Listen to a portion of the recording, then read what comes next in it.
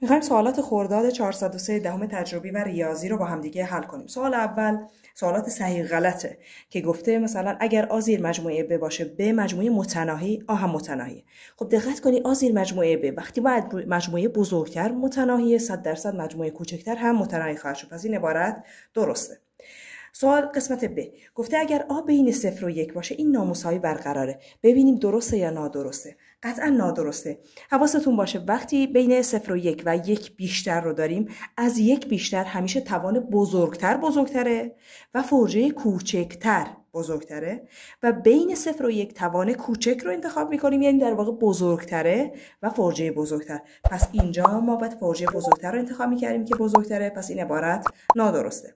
رابطه بعدی گفته به اعدادی که از 4 کوچکتره، رابطه‌ای که به هر عددی مقسوم علیها اون رو نسبت بده، حالا از 4 کوچکتر تابع. حالا مثلا یه عددی رو در نظر بگیریم، 3 رو در نظر بگیریم. چند تا مقسوم علیه داره؟ 2 تا، 1 و 3.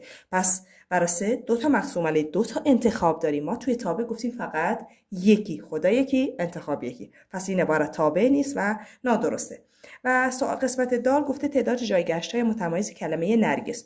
خب نرگس 4 حرفه و مشکلی هم نداره، تکراری نداره. پس به 4 فاکتوریل حالت میتونه گردش پیدا کنه. پس جوابش درسته.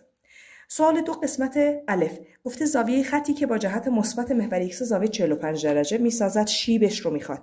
وقتی زاویه 45 درجه میخواد ما همیشه شیب رو از تانژانت به دست میاریم. تانژانت زاویه‌ای که با طرف مثبت داریم. تانژانت 45 برابر است با 1. قسمت ب حاصل این عبارت رو از من خواسته. برای حاصل این عبارت دقت کنید 2 تا رادیکال پشت سر هم که مزاحم ندارن. پس من میتونم فوجا رو در هم دیگه ضرب کنم که میشه 4. 81 رو تجزیه کنیم میشه 3 به توان 4. ها ریشه بگیریم جوابش میشه 3. قسمت جی این نامساوی رو داده گفته جوابش رو به دست بیارید. اصلا ببینیم نامساوی یعنی چی؟ قدر مطلق x کوچکتر مساوی 6 یعنی چی؟ ما دقت کنید اینجا وقتی میگه قدر مطلق کوچکتر مساوی 6 یعنی چه اعدادی فاصله، این قدر مطلق یعنی فاصله تا مرکز، فاصله تا مبدأ، چه اعدادی فاصله شون تا مبدأ از یا 6 یا از 6 کوچکتر که میبینیم اونایی که تو این محدوده هستن، یعنی بین 6 و منفی 6. پس این x که هست رو مینویسیم 6 و منفی 6. چون مساوی داره دو طرف هم باید مساوی داشته باشه. قسمت دال دقت کنید این سوال میتونه دو نوع جواب داشته باشه.